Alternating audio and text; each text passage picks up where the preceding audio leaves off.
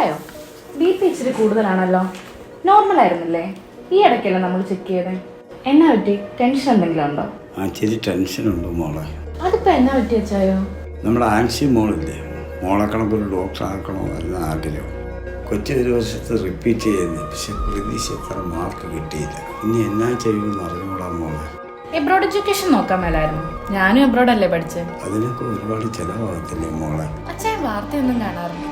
നമ്മുടെ harvest abroad studies ഇല്ലേ, അവരും റിപ്പോർട്ടർ TVയും കൂടെ ചേർന്ന് ഒരു മെഡിക്കൽ എക്സ്പോ കണ്ടക്ട് ചെയ്യുന്നുണ്ട്. സൗത്ത് ഇന്ത്യയിലെ തന്നെ ബിഗ്ഗസ്റ്റ് മെഡിക്കൽ എക്സ്പോ.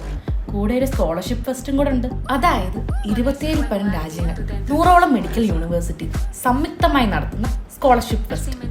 അതിൽ നമ്മുടെ കുട്ടിക്ക് സ്കോളർഷിപ്പ് ലഭിക്കുവാണെങ്കിൽ വെറും 12 to 14 ലക്ഷം ഫീസിൽ MBBS പൂർത്തിയാക്കാം.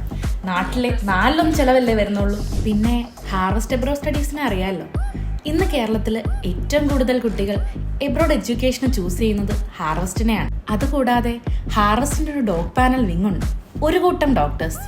അവരുടെ ഒരു ഗൈഡൻസ് നമ്മുടെ കുട്ടിക്ക് എപ്പോഴും കിട്ടിക്കൊണ്ടേയിരിക്കും. എന്നാ പിന്നെ പെട്ടെന്ന് രജിസ്റ്റർ ചെയ്യാം അല്ലേ മോളെ?